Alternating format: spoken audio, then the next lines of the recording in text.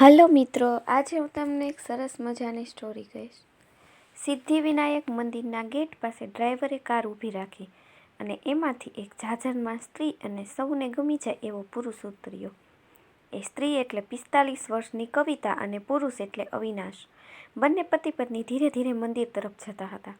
સ્વાભાવિક રીતે જેમ પુરુષોની આદત હોય એમ અવિનાશે મંદિર ઉપર બાંધેલી રૂમ અને બંધાયેલા મંદિરના બાંધકામ પર ચર્ચા શરૂ કરી. પણ કવિતાનું મન બીજા જ વિચારે ચડ્યું હતું. એના મનમાં જાણે તોફાન મચ્યું હતું. આજે 21 વર્ષે કવિતાએ આ મંદિરમાં પગ મૂક્યો હતો. બધું જ બદલાયેલું હતું. મંદિરની આજુબાજુનું વાતાવરણ, મંદિર પણ કેટલું બદલાઈ ગયું હતું અને એ પોતે પણ તો બદલાઈ ગઈ હતી.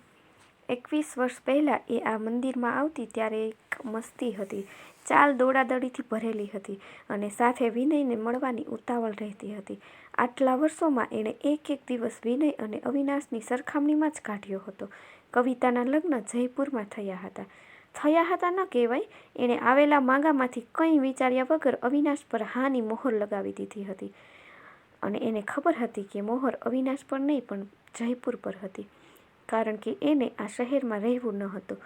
મુંબઈ એને હંમેશા વિનયની યાદ તાજી રખાવશે એવી એની માન્યતા થઈ ગઈ હતી અને એ આ શહેરથી દૂર ભાગવા માંગતી હતી. પણ એ મંદિરમાં જતાં જતાં પણ એ વિચારતી હતી કે જયપુર જઈને શું એ વિનયને ભૂલી શકી હતી? એવું નહોતું કે અવિનાશ સાથે ખુશ ન હતી. સુખ સમૃદ્ધિથી ભરપૂર ઘર હતું. ઘરે કોઈ વાતની કમી ન હતી અને કહેવાય છે ને કે મનને બધી વાત વિચારવાની છૂટ હોય છે. એમ એ ક્યારેક છુપી રીતે વિચારી પણ લેતી કે શું વિનય સાથે એ પરણત તો એને આ બધું મળત. અને પછી એ વિચારતી હતી કે કેવા છીએ આપણે કે જ્યારે જે ગમે તેની ઈચ્છા રાખતા હોઈએ છીએ. વિનય એ કવિતાનો પ્રથમ પ્રેમ ભૂલાતો નથી એમ કહેવાય છે. પણ કવિતા બહુ વાર વિચારતી કે કેમ ન ભૂલાય પ્રથમ પ્રેમ. કદાચ એક વિજાતીય આકર્ષણ, એક વિજાતીય વ્યક્તિનો સ્પર્શ અને એ સ્પર્શના કારણે જ ભૂલાતો નથી આ પ્રથમ પ્રેમ. આ સ્પર્શના સંબંધની જાણકારી કરાવે છે પ્રથમ પ્રેમ. કવિતા પણ માનતી હતી કે વિનય પણ એટલે જ નહોતો ભૂલાતો કારણ કે પ્રથમ સ્પર્શની અનુભૂતિ એણે જ તો એને કરાવી હતી. મંદિરના ગેટથી કરીને બાપાની મૂર્તિ સુધી પહોંચતા પહોંચતા એને જાણે એનો આખો ભૂતકાળ નજર સમક્ષ દેખાઈ ગયો હતો. ત્યાં બાપાની મૂર્તિ પાસે એ લોકો પહોંચી ગયા. ત્યાં પહોંચીને અવિનાશે 1001 રૂપિયા આપ્યા. પૂજારીએ પેટીમાં ધરાવ્યા અને સરસ પૂજા કરાવી. ત્યાંથી તેઓ બહાર આવ્યા એટલે અવિનાશે જોયું તો મોટા ઉંદરની બનાવેલી મૂર્તિ પાસે લાઈન લાગી હતી અને બધા ત્યાં એના કાનમાં કંઈક કહેતા હતા. એક કાન હાથથી બંધ કરતા હતા અને એક કાનમાં કંઈક કહેતા હતા. અવિનાશે અચરજથી કવિતા સામે જોયું. કવિતા એના બાળક જેવા ભાવ સામે જોઈને હસી પડી અને એણે કહ્યું, અવિનાશ, અહીંયા ઉંદર મામાના કાનમાં આપણી ઈચ્છા કહેવાથી એ આપણી ઈચ્છા બાપાને કહે અને એમની વાત બાપાએ પૂરી કરવી જ પડે. એટલે બધા પોતાની ઈચ્છા એમને કહે અને હા, બીજા હાથે બીજો કાન ઢાંકી રાખે કે બીજા કાનમાંથી એ ઈચ્છા બહાર ન નીકળી જાય. આવી એની માન્યતા છે. અવિનાશે હસીને કહ્યું, ઓકે, એમને જેમ મને મળવા માટે બધા આપણા નીરજભાઈને પટાવતા હોય છે એમ જ ને? નીરજભાઈ એટલે અવિનાશના વર્ષો જૂના સેક્રેટરી. અવિનાશે કવિતાનો હાથ પકડીને કહ્યું, ચાલને આપણે પણ કંઈક માગી આવીએ. કવિતાએ કહ્યું, ના અવિનાશ, એમ કંઈ પૂરું ન થાય. આ તો એક અંધશ્રદ્ધા છે લોકોની. પણ અવિનાશ તો જીદે ભરાણો હતો. એને તો માગવું જ હતું. એણે કહ્યું, જા, તું ના આવે તો કંઈ નહીં, હું જાઉં છું. અને એ લાઈનમાં ઊભો રહી ગયો. કવિતા ધીરે પગલે જઈને પગથિયા પર બેસી ગઈ અને પાછી વિચારે ચડી ગઈ કે કેમ સમજાવવું અવિનાશને કે એણે અને વિનયે કેટલી વાર અહીંયા એકબીજાના થઈ જવા માટે માગ્યું હતું પણ ક્યાં એ લોકો થયા હતા એકબીજાના. ત્યાં એની આગળના પગથિયે બેઠેલા એક માતા અને દીકરાની વાત સંભળાણી. દીકરાએ કહ્યું, મમ્મી, હું આ ઉંદર મામાને કહીશ કે મને મારા 10માના રિઝલ્ટમાં 90% અપાવે તો આવી જશે ને? મમ્મીએ હસીને જવાબ આપ્યો, બેટા, મંગાઈ એવું કે જે વ્યાજબી હોય. તું પરીક્ષા આપી આવ્યો છે, હવે 2 દિવસમાં રિઝલ્ટ છે અને એમની પાસેથી માર્ક્સ ન મંગાય, બુદ્ધિ મંગાય. તું એમ માગને કે હવે હું જે ભણું એ ખૂબ સરસ ભણું એવી બુદ્ધિ આપજો. અને કવિતાએ વિચાર્યું, શું પોતાની માંગ વ્યાજબી નહોતી? હા, નહોતી જ તો. એની માંગ ક્યાં વ્યાજબી હતી? પણ જો એ વ્યાજબી ન હતી તો ભગવાને એ બંનેને હેરાન કરવા જ મળાવ્યા હતા શું કામ? આમ આપણે બધા વડીલોના મોઢે બોલતા સાંભળ્યું છે કે પ્રભુ જે કરે એ સારું. તો આમાં આમાં કેમ એ જ નિયમ બદલાવી નાખ્યો? આ વડીલો પણ પોતાની મરજી પ્રમાણે નિયમ બદલાવતા રહે છે, અને એટલે જ તો એનું મન બગાવત પોકારી ઉઠ્યું હતું કે હવે તો તું જાણે પ્રભુ, હવે તો મને વિજય જોઈએ જ. પણ કોઈને એની બગાવતની નહોતી ચિંતા. બસ બધા ફક્ત એના પર ગુસ્સો જ કરતા હતા. અને એ આગળ વિચારે એની પહેલાં અવિનાશ ત્યાં આવી ગયો. કવિતાને અવિનાશનું આવવું ગમ્યું નહીં, પણ કંઈ ઈલાજ નહોતો. અને અવિનાશ બોલ્યો, કવિ, તને ખબર છે મેં શું માંગ્યું? અને કવિતાએ એના મોઢા પર હાથ મૂકી દીધો અને કહ્યું, ના અવિનાશ, કંઈ જ ના બોલતો. તારી ઈચ્છા તમારા 3 વચ્ચે જ રહેવી જોઈએ. કોઈને કહીશ તો એ અધૂરી ઈચ્છા રહી જશે. અને અવિનાશ હસવા લાગ્યો અને બોલ્યો, પોતે આવી તો નહીં માગવા, અને ત્યારે કહે છે કે આ બધી અંધશ્રદ્ધા છે, અને હવે આ વાત કહે છે. તું પણ ગજબની કહેવાય, કેવો કોયડો બનતી જાય છે અહીંયા આવીને. પણ તું કહે છે એમ હોય તો હું તને પણ નહીં કહું, બસ. કવિતાએ એની સામે જોયું. અવિનાશ પ્રેમથી કવિ સામે જોતો હતો. કવિને એનું આમ જોવું ખૂબ જ મીઠું લાગ્યું. અવિનાશે એનો હાથ પકડ્યો અને એ બંને કાર તરફ જવા લાગ્યા. એમની કાર જુહુ તરફ જવા લાગી. એ લોકો બરોબર બીચની સામે સન એન્ડ સેન્ડમાં ઉતર્યા હતા. હોટલ પર પહોંચીને તે લોકો થોડીવાર લોનમાં બેસીને બીચને જોતા રહ્યા. અવિનાશ ધીરે ધીરે રોમેન્ટિક થતો હતો. તેઓ જમીને પોતાની રૂમમાં ગયા. હવે એને ખબર હતી કે આગળ શું થશે, એટલે એણે થોડીવાર માટે વિનયને મગજમાંથી બહાર કાઢવાની કોશિશ કરી, અને એણે પોતાના શરીરને અવિનાશને સમર્પિત કરી દીધું, પણ મન સમર્પિત ન કરી શકી. અવિનાશને નીંદર આવી એટલે તે ઊભી થઈને બાલ્કનીમાં રાખેલા સોફા પર બેઠી અને પાછી ભૂતકાળમાં સરી પડી. આ જ એ જુહુ બીચ હતો. હમણાં પણ સમુદ્ર સામે જે ઘૂંઘવાટા મારતો હતો. એને લાગતું હતું કે જાણે સમુદ્ર એની સામે જોઈને, ના, એને વિનય વગર જોઈને એની પર હસતો હતો, કારણ કે એણે અને વિનયે કસમ ખાધી હતી કે જ્યાં સુધી આ સમુદ્રમાં પાણી હશે એ લોકો એકબીજાનો સાથ નહીં છોડે અને એકબીજાને પ્રેમ કરશે અને હંમેશા સાથે રહેશે. પણ આજે એ સમુદ્રનું પાણી જ હતું, બીજું કાંઈ જ ન હતું. એટલે એને એમ થતું હતું કે સમુદ્ર એની પર હસતો હતો કે જો હું તો છું, ક્યાં છે તમારો પ્રેમ અને ક્યાં છે તારો વિનય? એની પાસે કોઈ જ જવાબ ન હતો, કારણ કે કહી નહોતી શકતી કે મનમાં હજી વિનય છે, પણ સાથે અવિનાશ પણ હતો. એને યાદ આવ્યું કે એકવાર ભૂલથી વિનયનો હાથ એના હાથ પર આવી ગયો હતો, અને પછી એને એ સ્પર્શનું જે વ્યસન લાગ્યું હતું, એ દિવસ પછી એણે પોતાને વિનયને સમર્પિત કરી દીધી હતી. વિનયના ખભા પર માથું રાખીને સૂઈ જતી હતી ને પહેલાં વિનયનો હાથ એના વાળ પર ફરતો, પણ પોતે જ એનો હાથ ધીરે ધીરે પોતાના શરીરના બીજા અંગ પર ફેરવવા માંડ્યો. પછી તો વિનયે ક્યાં કોઈ સીમા જ રહેવા દીધી હતી. પોતાને પણ એ ગમતું જ હતું ને. કોઈ સ્ત્રીને ન ગમે પુરુષનો હાથ ફરે એ? ત્યાં અવિનાશે પાછળથી આવીને કહ્યું, અરે કવિ, શું કરે છે અહીંયા બેઠા બેઠા? સૂઈ જા, નહીં તો બીમાર પડીશ. આજે હવે અવિનાશનો પ્રેમ પણ એને નહોતો ગમતો, કારણ કે એને રહેવું હતું એની ભૂતકાળની યાદમાં, અને અવિનાશ દર વખતે વચ્ચે આવી જતો હતો. એણે અવિનાશને કહ્યું, તમે સૂઈ જાઓ, મને નીંદર આવશે એટલે હું પણ સૂઈ જઈશ. પણ અવિનાશ માને એ બીજો. આખરે એ કવિતાની બાજુમાં બેસી ગયો અને કહ્યું, ઠીક છે, ચલ આપણે બંને જાગીએ. આ વિચારોમાં એને અવિનાશનો સાથ નહોતો જોઈતો, એટલે એને પરાણે ઊભું થવું પડ્યું અને સૂઈ ગઈ અવિનાશની બાહોમાં. ત્યારે એને પણ ન ખબર પડી, પણ વિનય પોતે જ ચૂપચાપ વિચારોમાંથી દૂર જતો રહ્યો. સવારે બંનેની નીંદર મોડી ઉડી. ઉઠીને તૈયાર થઈ. અવિનાશને ગમતો ગુલાબી કલરનો ડ્રેસ પહેર્યો. એને યાદ આવ્યું વિનયને મરૂન કલર ગમતો હતો. જેવો અવિનાશ દૂર થયો, વિનય ચોર પગલે ક્યારે પાછો મનમાં આવીને વસી ગયો, ખબર જ ના પડી. આજે એમને અવિનાશના કાકીને મળવા જવાનું હતું. પેડર રોડ પર સ્મૃતિ બિલ્ડિંગમાં કેવો રહેતા હતા. કાકી એકલા જ હતા. એમના બંને દીકરાઓ અમેરિકા સ્થાયી થઈ ગયા હતા. કાકી પણ હવે લગભગ 70ની આસપાસના હતા. તેઓ એમના ઘરે પહોંચ્યા. કાકીએ રસોઈયા પાસે બધું બનાવડાવી રાખ્યું હતું. અવિનાશને જોઈને તેઓ ખૂબ રાજી થયા. અડધો દિવસ એમને ત્યાં જ વાતોમાં વિતાવ્યો. વિનય ત્યારે પણ થોડી થોડી વારે ડોકિયા કાઢતો હતો મનના ખૂણામાં, પણ હમણાં એને વિનયનું રાજ જ ન ચાલવા દીધું. હમણાં એ કાકીનો પ્રેમ લેવામાં અને એમને પ્રેમ દેવામાં વ્યસ્ત રહેવા માંગતી હતી. આખો દિવસ ત્યાં માણીને તેઓ ત્યાંથી નીકળીને ક્યાં ફરવા જવું એનો પ્રોગ્રામ બનાવવા લાગ્યા. ત્યાં અવિનાશે કહ્યું, તારું બાળપણ તો અહીંયા જ વીત્યું છે ને? તારી કોઈ ખાસ ગમતી જગ્યા હોય તો કહે ને, તો ત્યાં જઈએ. કવિતાએ કહ્યું, અવિનાશ, મારી માટે આખું મુંબઈ ગમતી જગ્યા હતી, કોઈ એવી એક જગ્યા નથી. એ વાતને ટાળવા માંગતી હતી, પણ અવિનાશે જેનું નામ એને પાછું પૂછ્યું. કવિ, તમે લોકો અહીંયા જ રહેતા હતા? તો પછી તારા મમ્મી લોકો આવું મુંબઈ જેવું શહેર મૂકીને અહીંથી નાસિક ચાલ્યા ગયા? કવિતાએ કહ્યું, અવિનાશ, પપ્પાને એટેક આવ્યો હતો, પછી એમને અહીંની હાઈ હોયવાળી જિંદગી નહોતી જીવવી, એટલે આપણા લગ્ન થયા પછી તેઓ ત્યાં શિફ્ટ થઈ ગયા. આમ પણ સંતાનોમાં હું અને ભાઈ તો છીએ. અવિનાશે પૂછ્યું. કવિતા, એટેક આવવાનું કોઈ ખાસ કારણ હતું કે એમ જ આવી ગયો હતો? કવિતા હવે ચીડાઈ ગઈ.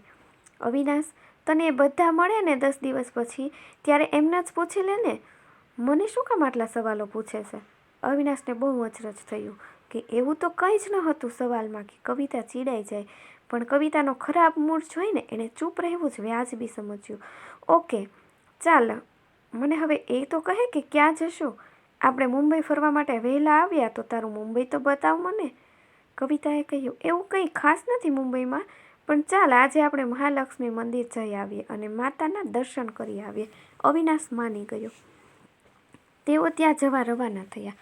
દર્શન કરીને કવિતાએ કહ્યું, ચાલો આપણે હવે નીચે પથરા પર બેસી જઈએ. પણ નીચે ગયા તો ત્યાં હવે બેસવા નહોતા દેતા. બધી બાજુ જાળી બંધાઈ ગઈ હતી, એવી જ જાળી કે જેવી હવે અવિનાશના પ્રેમે વિનયના પ્રેમ પર બાંધી દીધી હતી. કવિતા થોડી નારાજ થઈ ગઈ, પણ પછી અવિનાશ સાથે બેસીને મહાલક્ષ્મીના ભજીયા ખાધા. એ સ્વાદ નહોતો બદલાયો. ત્યાંથી નીકળીને તેઓ હોટેલ પર જવાનું વિચારી રહ્યા હતા. ત્યાં અવિનાશે કહ્યું, ચાલને કવિ, આપણે થોડીવાર કિનારા પર ચાલીએ. કવિતાએ કહ્યું, ઓકે, ચાલીએ. અને તે લોકો હાજી અલીની શરૂઆતથી કિનારા પર ચાલવા લાગ્યા. ત્યાં અવિનાશની નજર હાજી અલીની દરગાહ પર જવાના રસ્તા પર પડી.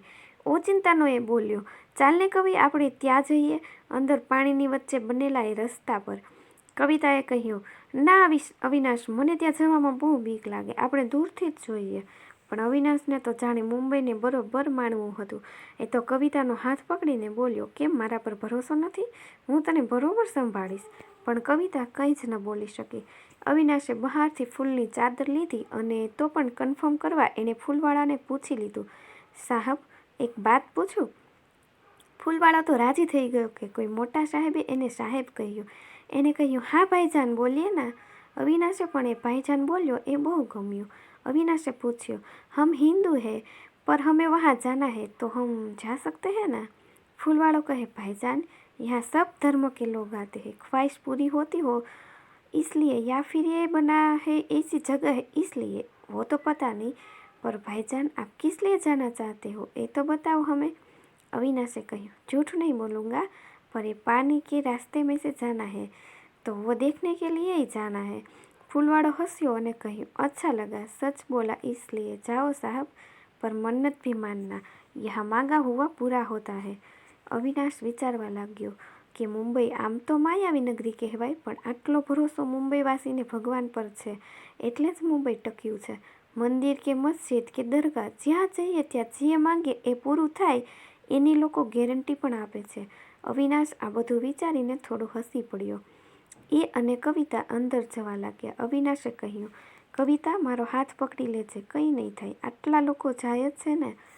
કવિતાએ વિચાર્યું કે અવિનાશને કેમ સમજાવે કે એ અને વિનય કેટલી વાર આવી ગયા હતા. આ રસ્તો એના માટે એક પરિચિત રસ્તો હતો, એક યાદ હતી અને હવે એક દર્દ હતું. પણ અવિનાશ આ બધી વાતોથી બેખબર કવિતા સાથે ચાલતો હતો અને એને સંભાળતો હતો. એક એક પગલું જાણે કવિતાને ભારે લાગતું હતું, પણ અવિનાશને કંઈ જ કહી શકે એમ નહોતી. ત્યાં જઈને તેઓ બહાર આવ્યા. અવિનાશ બહુ જ ખુશ હતો. અવિનાશ બોલ્યો, આટલું સરસ તારે માણવું નહોતું, પાગલ જ છો. કવિતાએ વિચાર્યું કે અવિનાશને કેમ સમજાવે કે એના હૃદયના કેટલા ટુકડા થયા છે, પણ એવું કંઈ બોલવાનું ન હતું.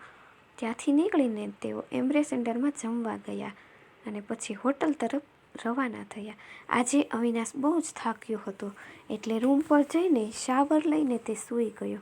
કવિતાને થયું કે એને ઉઠાડે અને કહે, મને એકલી ન મૂક, પાછો વિનય મને હેરાન કરશે, મને તારી બાહોમાં જકડીને સૂઈ જા. પણ 90% ભારતીય સ્ત્રીઓ એ કદી નથી કરતી. સામેથી પતિને કદી નહીં કહે કે મને તમારી બાહોમાં છુપાવી લ્યો, કારણ કે એને એમ જ થાય કે પતિને કેવું થશે કે આ કે આ રહી નથી શકતી મારા વગર, અને એ દૂર જ રહે છે. આખરે વિનયને પાછો એના મન અને મગજ પર કબજો જમાવી લીધો. મુંબઈ એના મમ્મી પપ્પાએ એના લીધે જ તો છોડ્યું હતું, પણ હમણાં વિનય એ વિચારવા દે એમ ન હતો. હમણાં તો એનું જ રાજ હતું. એને યાદ આવ્યું, જ્યારે તેઓ બીચ પર બેસતા ત્યારે વિનય થોડો ગભરાતો કે કોઈ જોઈ જશે તો, પણ કવિતાને દુનિયાની કોઈ ફિકર નહોતી. એની માટે તો આખી દુનિયા જાણે વિનય જ હતો. વિનયનો સ્પર્શ મેળવવો એટલે એની માટે દુનિયાનું પરમ સુખ હતું. એ દિવસ એને યાદ આવ્યો જ્યારે વિનયે એને કહ્યું હતું કે એણે 5 દિવસ માટે બહારગામ જવાનું છે, અને એ કેટલો રડી હતી અને કહેતી હતી કે ના, અહીંયા હું એકલી નહીં રહું, મને પણ લઈ જા સાથે. વિનય એની વાતો સાંભળીને હસતો અને કહ્યું હતું, આટલી અધીરી ના થા કવિ, હું ત્યાં રહેવા નથી જતો, પાછો આવીશ. પણ કવિથી એનું દૂર જવું સહન જ નહોતું થતું, અને એ દિવસે વિનયે એને ચુંબનના વરસાદથી ભીંજવી નાખી હતી, અને બીજે દિવસે એ ચાલ્યો ગયો હતો. કવિતા 5 દિવસ કોલેજ નહોતી ગઈ. એને કંઈ જ કરવું ગમતું ન હતું. એને તો બસ વિનય અને તેનો સ્પર્શ જોઈતો હતો. એ દિવસે એને ખબર પડી કે એને જો વિનય નહીં મળે તો એ પાગલ થઈ જશે. કેટલું પાગલપણ હતું એ સ્પર્શનું! આખરે તો વાસના જ હતી ને! પણ કવિતા એમાંથી બહાર નહોતી આવવા માંગતી. વિનય પાસે રહેતી ત્યારે એને એક ડર હંમેશા રહેતો કે શું આ બંધન એના માતા પિતા, એનો સમાજ સ્વીકારશે? વિનય તો ચોખ્ખી ના જ પાડતો અને કવિતાને કહેતો કે આ સંબંધ કોઈ શરતે આગળ નથી વધવાનો. હજી જોઈએ તો આપણે પાછા ફરી જઈએ. પણ કવિતા કહેતી, વિનય, તું મારી સાથે ભાગી ન શકે? આપણે બંને ભાગી જશું. અને વિનય જરા હસીને ચૂપ થઈ જતો. એની એ ભાષા એને સમજાતી જ નહીં કે કેમ હસીને ચૂપ થતો. પણ વિનય વાતને ટાળવા કહેતો, કવિ, હમણાં એ ચિંતા કરીને કંઈ જ નહીં મળે. હમણાં ચાલ જિંદગીની મજા માણી લઈએ. અને પોતે એને સમર્પિત કરી દેતી. આજે એ વિચારતી હતી કે શું એ સાચી હતી? પણ ત્યારે જોબન પૂર બહારમાં ખીલવા જ માગતું હતું, અને એનો પોતાનો એની પર કોઈ કાબુ નહોતો. અને આખરે એ વાત ઘરવાળાઓને ખબર પડી ગઈ, અને ઘરમાં આખા કુટુંબમાં તોફાન મચી ગયું. બધા જ બોલતા હતા, કોઈ એવું ન હતું કે ચૂપ હોય. આજે 2 વર્ષે ઘરમાં આ વાતની ખબર પડી હતી, અને ખબર પડે ત્યારે આ થવાનું જ હતું એ પણ ખબર હતી. બધાનું માથું ફરેલું હતું. બંને પણ ગુસ્સો કરતા હતા. શું જવાબ આપવો એ એમને પણ નહોતું સમજાયું. વિનય તો નીચું મોઢું કરીને ઊભો હતો. એ પોતે હજી કંઈક ચર્ચામાં ઉતરતી હતી. વિનય એના સગા માસીનો દીકરો હતો, પણ જુવાનીએ કંઈ વિચાર્યા વગર આ પગલું ભર્યું હતું. એના માસી પણ રડતા હતા, અને એના પપ્પા પણ રડતા હતા. એમનાથી સહન નહોતું થતી આ વાત. એના મમ્મી અને એના માસા બંને ખૂબ ગુસ્સો કરતા હતા. કવિતાએ તેમ છતાં પણ બધાને સમજાવવાની કોશિશ કરી હતી કે મમ્મી, હવે આવું બધું નથી રહ્યું કે માસીના દીકરા સાથે લગ્ન ન થાય. હવે જમાનો બદલાઈ ગયો છે. અને મમ્મીના હાથનો જોરથી તમાચો મોઢા પર પડ્યો હતો, અને કવિતા સૂન થઈ ગઈ હતી. એને એમ થયું કે જો હવે એ કંઈ પણ બોલશે તો અનર્થ થઈને જ રહેશે. એના માસા અને માસી વિનયને લઈને ચાલ્યા ગયા. પછી પણ મમ્મીનું ચાલુ જ હતું. એનાથી સહન જ નહોતું થતું. રાતના ઘરમાં રંધાણું જ નહીં, બધા ભૂખ્યા સૂઈ ગયા. રાતના એના પપ્પા એની પાસે આવ્યા, બાજુમાં બેઠા અને કહ્યું, જુઓ કવિતા, આપણા સમાજની કોઈક મર્યાદા બંધાયેલી છે, જેમાં માસા, માસી, ફૂઈ, કાકા એમ એકબીજાના છોકરાઓ એકબીજાને ન પરણી શકે. અને સમાજના નિયમોથી આપણે અલગ નથી રહેવાનું. અને તને ખબર છે, વિનયને બહુ જ ગુસ્સો કર્યો હતો. વિનયે એના મમ્મીને શું કહ્યું? એને કહ્યું કે હું શું કરું? કવિતા મને છોડતી જ ન હતી. કવિતાની આંખો અચરજથી મોટી થઈ ગઈ. એને એ વાતનું બહુ દુઃખ થયું. હવે કવિતાને એમ થયું કે આ એણે શું કર્યું? એક કાયર માણસને પ્રેમ કરી બેઠી હતી, અને એણે એ ભૂલવાનું નક્કી કર્યું. આજે એના સ્પર્શ વિશે વિચારીને પણ જાણે આખા શરીરમાં એને એમ લાગતું હતું કે જાણે વીંછી ડંખ મારતા હતા. હવે એને યાદ આવતું હતું એનું હસવું, કે એ કેવો હસીને ચૂપ રહી જતો હતો અને કહેતો હતો કે હમણાં એ વાત જવા દે ને કવિતા, હમણાં જિંદગીની મજા માણી લઈએ. અને એને હકીકતમાં ફક્ત એની સાથે મજા જ માણી હતી. એનું મુંબઈ આવવાનું કારણ પણ એ જ હતું. વિનયની જ દીકરીના લગ્ન હતા, અને એમને ત્યાંથી કાર્ડ આવ્યું. અવિનાશે કહ્યું, ચાલ ને કવિતા, એ બહાને મુંબઈ જઈ અવાશે. કેટલા વર્ષો થઈ ગયા આપણે મુંબઈ જોયાને. એણે વિચાર કર્યો હતો કે કેટલા વર્ષો થઈ ગયા હવે વિનયને જોઈએ. એ પણ તૈયાર થઈ ગઈ હતી. તેઓ અઠવાડિયા પહેલાં આવ્યા હતા, જેને લીધે તેઓ મુંબઈ ફરી શકે. પણ જેમ તેમ એને મળવાના દિવસો નજીક આવતા હતા તેમ તેમ તેની ધડકન તેજ થતી હતી કે કેવો લાગતો હશે, કેવી હશે એની પત્ની, કેવી હશે એની દીકરી. હજારો સવાલ એની આજુબાજુ વીંટળાઈ વળ્યા હતા. આખરે એ દિવસ પણ આવી ગયો કે જ્યારે એની સામે થવાનું હતું. પહેલાં તો તેઓ મમ્મી પપ્પાને મળ્યા, પછી બધા સાથે લગ્નમાં ગયા. એની નજર એને શોધતી હતી કે ક્યાં છે વિનય.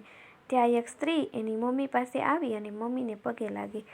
મમ્મીએ ઓળખાણ કરાવી, કવિતા, આ વિનયની પત્ની સુધા છે. અને બંનેની નજર મળી અને સુધા બોલી, ઓહ, તમે કવિતા છો, તમારી બહુ વાતો સાંભળી છે. અને કવિતા જાણે ધડકન ચૂકી ગઈ. એને તરત વિનય તરફ જોયું, પણ વિનયનું ધ્યાન ન હતું, એ તો બધું જોવામાં મશગુલ હતો. સુધાની નજર એના ડરને પારખી ગઈ. એને કવિતાના હાથ પર હાથ રાખ્યો અને બસ નજરથી કંઈક કહ્યું અને ચાલી ગઈ. ત્યાં બેઠેલા એના મમ્મી પપ્પા બધાને ખબર હતી કે ત્યાં શું ચર્ચા થઈ અને કોણ શું બોલ્યું, પણ બધા એવી રીતે વર્તવા લાગ્યા જાણે કંઈ જ થયું ન હતું.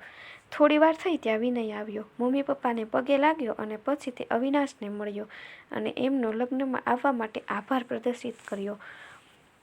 પછી એણે કવિતા સામે જોયું અને કેમ છો, કેમ નહીંની આપ-લે થઈ, પણ આંખોની ભાષામાં જાણે વર્ષો એક મિનિટમાં એમની વચ્ચેથી પસાર થઈ ગયા.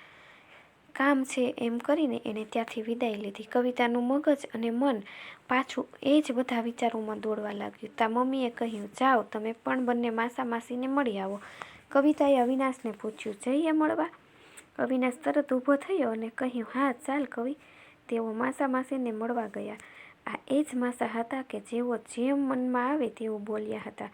તેનાથી પપ્પાની તબિયત બગડી ગઈ હતી. હોસ્પિટલમાં દાખલ કરવા પડ્યા હતા અને જેવા પપ્પાને દાખલ કર્યા એને નક્કી કર્યું હતું કે હવે તે લગ્ન કરી લેશે.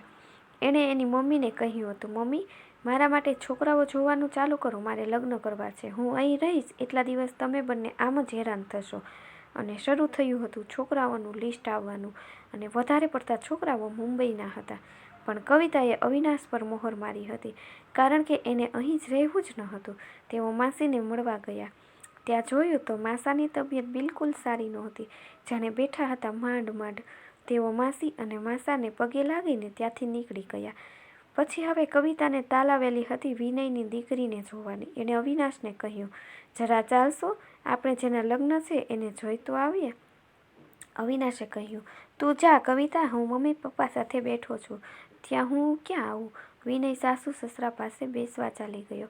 કવિતા એક પછી એક રૂમમાં વિનયની દીકરીને શોધતી હતી. એ એક રૂમ પાસે પહોંચી ત્યાં તો એને વિનયનો અવાજ સંભળાણો. વિનય એની પત્નીને કહેતો હતો, જોઈ તે કવિતાને, એક સમયે એ આ બાહોમાં રહેવા તડપતી હતી, આને આજે કહું તો આજે પણ એ સમાઈ જાય. ત્યાં સુધાએ કહ્યું, આમ ન બોલો, આમ બોલીને તમે એનું અને મારું બંનેનું અપમાન કરી રહ્યા છો. વિનય જોર જોરથી હસવા લાગ્યો અને કવિતાને એમ થયું કે એણે કેવા માણસને પ્રેમ કર્યો હતો કે જેને સ્ત્રીનું અપમાન ન કરાય એ ખબર નહોતી. એ ત્યાંથી નીકળી ગઈ, પણ એનું માથું ફાટફાટ થતું હતું. માંડ માંડ લગ્ન પૂરા કર્યા અને જવા માટે રવાના થતા હતા. બધા મળવા આવ્યા એમને. નીકળતી વખતે માસી અને સુધાને ખૂબ પ્રેમથી મળી અને આવજો કહ્યું અને વિનય સામે એણે જોયું જ નહીં. 2 વાર વિનયે એને આવજો કહ્યું, પણ એણે કંઈ જ જવાબ ન આપ્યો. એ સુધા સાથે જ વાત કરતી હતી અને એણે ત્યારે સુધાની આંખોમાં ચમક જોઈ અને એને પોતાને પણ એમ થયું કે એણે એક સ્ત્રીનું માન વધાર્યું હતું. હવે વિનય કોઈ દિવસ એને કંઈ જ કહી નહીં શકે. કારમાં બેસતા સુધી એણે વિનય સામે જોયું પણ નહીં અને કાર ચાલવા લાગી. તેઓ હોટલ તરફ રવાના થયા અને કવિતાએ પોતાનું માથું અવિનાશની છાતી પર રાખી દીધું. એણે જોયું ત્યાં ક્યાંય વિનય ન હતો હવે. મિત્રો, તમને મારી આ સ્ટોરી કેવી લાગી? જો સારી લાગી હોય તો કોમેન્ટ કરીને જરૂરથી જણાવજો અને આ વિડીયોને લાઈક કરી દેજો અને તમારા વાચક મિત્રો સાથે શેર જરૂરથી કરજો, જેથી હું આવી અન્ય સ્ટોરી તમારા સુધી પહોંચાડી શકું. Thank you.